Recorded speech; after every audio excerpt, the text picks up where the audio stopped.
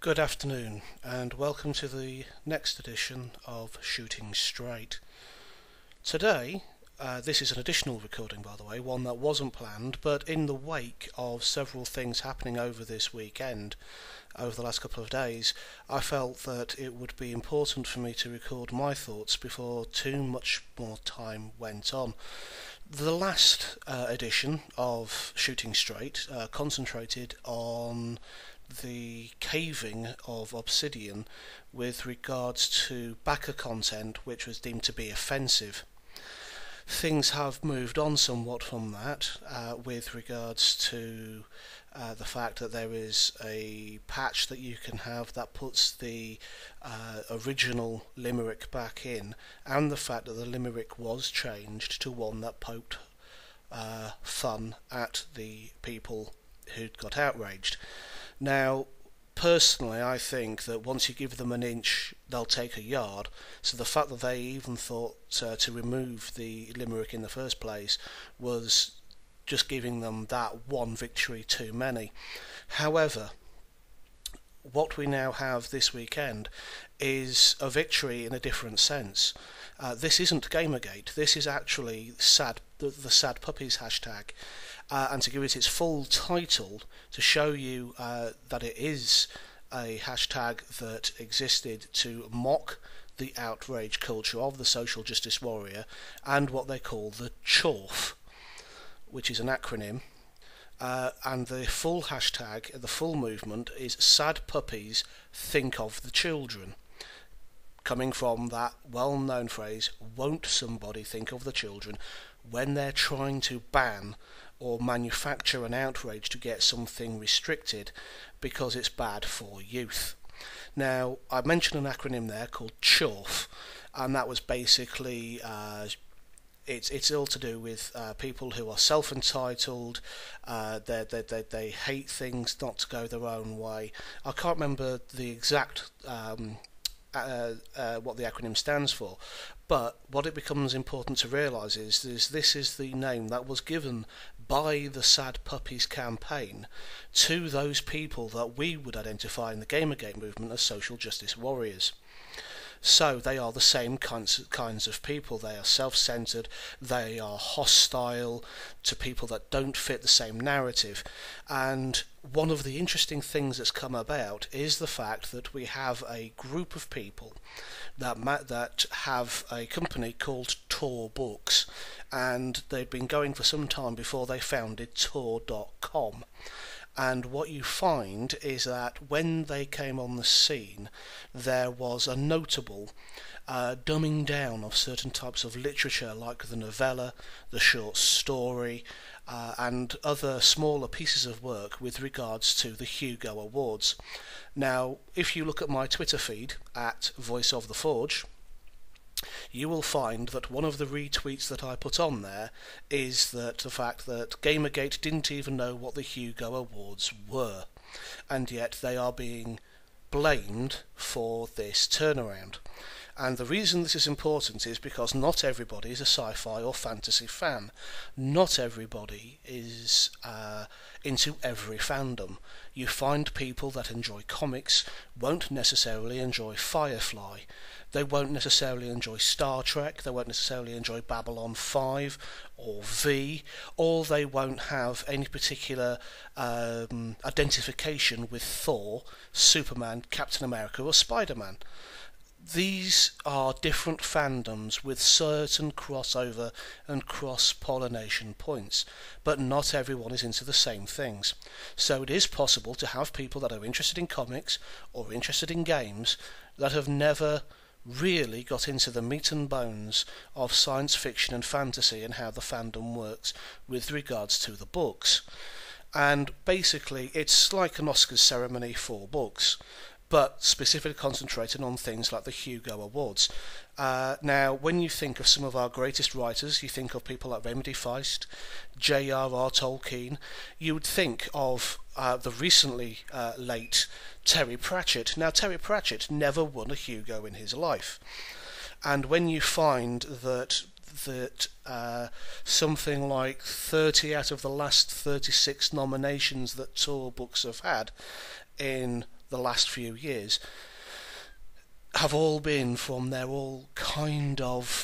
stable. They're things that they've published, they're things that they've backed, and they really have had a stranglehold on the whole thing, which means that they've been gatekeepers to the entire industry.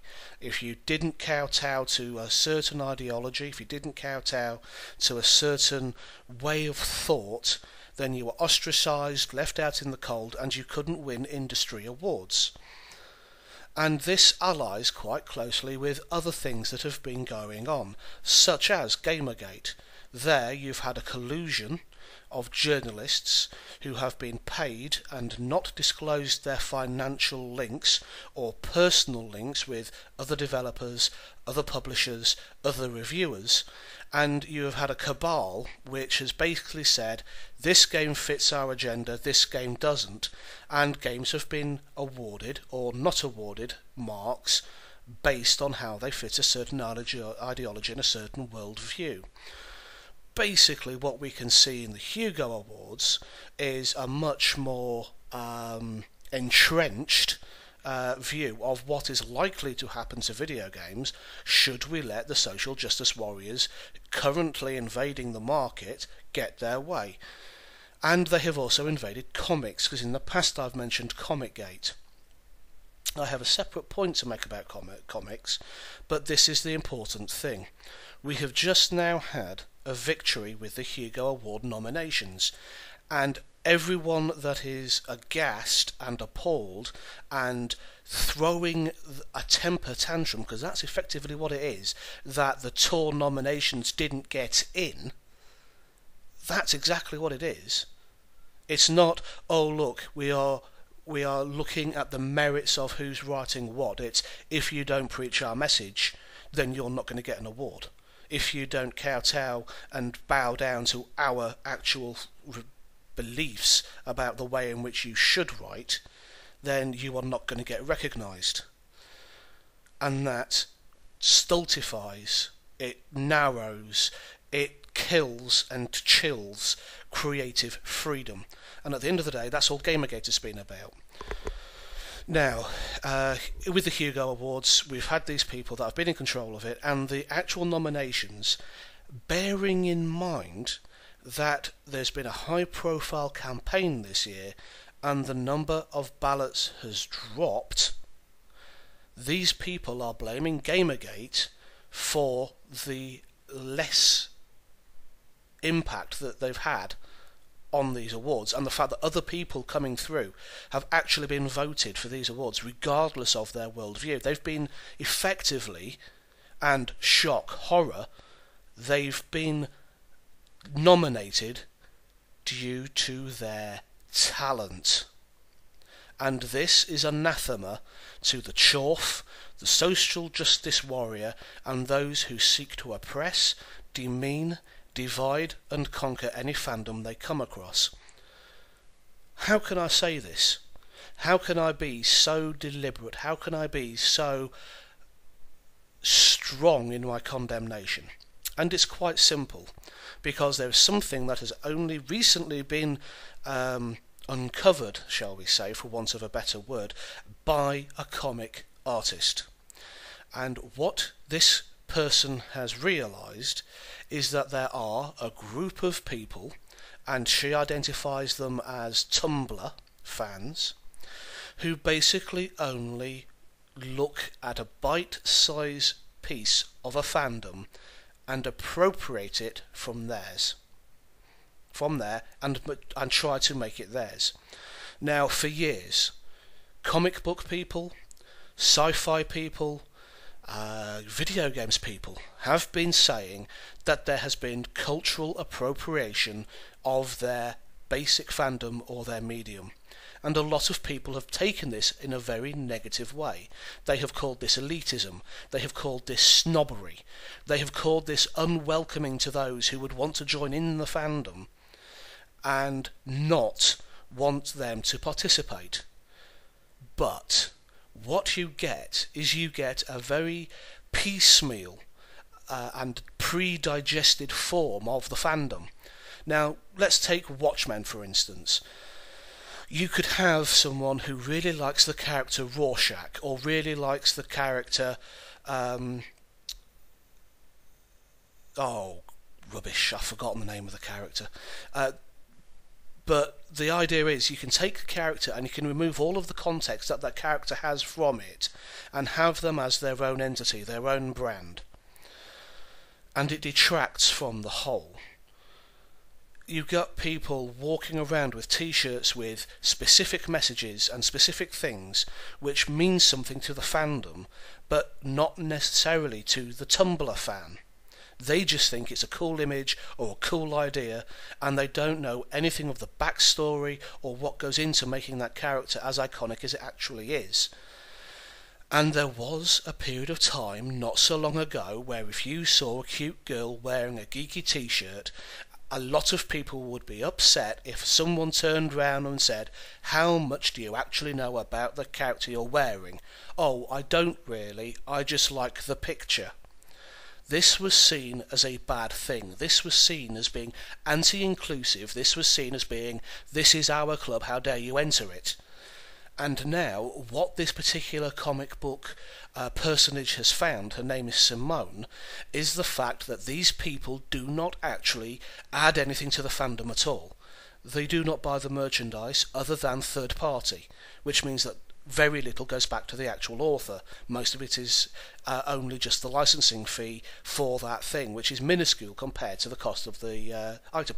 Take a t-shirt, for instance. If you're paying £15 for a t-shirt, there's a lot of retail markup that goes in on that, and there's only a very small percentage that would go to the people who actually own the copyright. And you have the same thing in all kinds of different fandoms, and we have seen this growing and growing and growing until we got GamerGate, where people turned round who do not like games, who do not know the semiological artifacts that gaming provides, and they have taken bits and pieces here and there, even though they have never played the games, and taken a narrative that they have created from the cherry picking and made their own semiological analysis without any of the proper context. And these will be well known to you, people who have been on YouTube who have seen this, and they will know people like Anita Sarkeesian, who in her actual videos, when they're trailing things, show her holding a controller pretending to be playing a game when the controller isn't even switched on. We are missing the semiological background. What is semiology? What is this word that I'm using? It's simple. It is a study of signs and symbols and what they mean. Semiotics. And I can explain this in a very, very simple example. Take, for instance, wizard. If you have only seen Harry Potter, then all you know of wizards is what you learned from Harry Potter. That is your semiological frame of reference. That is wizards. School for Wizards and Witches and all the rest of it. Harry Potter, you know what a wizard is. But if you're someone who's been brought up in the tradition of Lord of the Rings, if you've been brought up in the tradition of, let's see now, all these different books with Gandalf, Rincewind from the Discworld series, if you know Harry Dresden from the Dresden Files, then you have many more types of wizard to draw from, and therefore you have a deeper understanding of what a wizard can be. And when you start looking at games that may include a wizard, or may include a fighter, or may include a rogue, then you have an idea of what these characters are supposed to represent if you have a background in understanding where those characters have come from. If you know that Forgotten Realms is to do with Dungeons and Dragons, and there are a series of books, Forgotten Realms and Dragonlance, that came from TSR, that were novels that expounded the backstory of many of these places, examined the way in which the worlds were grown, then you would know that there were many different types of rogue, there were many types of different wizard, and that people role-played these, and they would take their cue from books, and they would take their cue from film. So when you then do a video game based on something like a book or a film, then you get an understanding of where they've come from, because you know the semiological narrative. You understand that there is something deeper than what you see on the screen. This is why when we have a Legend of Zelda game, we have Link and we have everything else going on about it in the way that it does. When we have a Super Mario game, there are certain things that make it a Super Mario game. When we have Metroid, when we have anything to do with Rockstar, like Grand Theft Auto, LA Noire, Red Dead Redemption, there are things that are noticeably theirs in terms of tone, in terms of style, in terms of content. In certain culture, it's certain copyright claims, this is known as trade dress, but it is an overarching piece of what people take away from the content that they have consumed. And what people have done is they've moved away from this and they've nibbled at it. They've taken this little piece over there and put it over here, and they've taken another little piece from over here and put it over here, so that you have completely destroyed that narrative that the semiological principle has, which is a very postmodern thing to do. But the problem is the fact that these people have come along, they've come into comics, oh, we don't like that, change that comic, that's too sexist. Oh, why don't we have this? That's not very PC, is it? Why don't we have that instead? Oh, look, we don't like the way that's written. And we've seen for 30 years in the sci-fi and fantasy industry that we have now got a break from this hegemony, from this homogeneous, stultifying, political correct bullshit. And we have now got a chance to actually row back. And this is, I think, partially because since August last year there has been an almighty kickback from the consumer in video games. There has been a crossing of the Rubicon. There has been a line drawn in the sand where people of one fandom has turned round and gone, no, this far and no further. We will not take this anymore. We do not want your self-aggrandizing bullshit spilling over where you think that you can culturally appropriate something that has nothing to do with you and make it yours and then boot the indigenous people out. It doesn't matter if that you say that you love sci-fi if you do not know any of the more current and famous sci-fi names. Look at Orson Scott Card. Look at Jim Butcher, and look at these people, and you'll find that many of them have not won an award because they don't toe the correct political line. They don't have the right tone. They don't play the game, and they don't pay their dues. These are the weasel words of these people that basically mean that if you do not play the game our way, even though there's 10 different ways the game can be played, you will not win. Finally, thanks to Sad Puppies, we can turn round and say that we are fighting back. Sad Puppies was started in 2013, and yet Brianna Wu and all the other literally Hugos who have no status at all, who are seeking to make money for themselves, and they have no other reason to actually be involved in this discussion, are trying to blame GamerGate. The thing is, all GamerGate has done has turned round and said, yes, we the consumer want ethics, we want transparency, we want to see things this way, we want to see creativity. If there's women in gaming, we will love to see what they make, but we do not want 15 different types of sexual orientation shoehorned into a game just because we must have a diversity quota. The games themselves, the books themselves, the cartoons themselves, the comics themselves should stand on their own merit. And if you have people that are easily offended, that take little bits and here and there from Tumblr, from a t-shirt, from whatever, who do not actually consume the product that it is, then these products will die. And that is the bottom line. If you do not put money in, you do not get content out.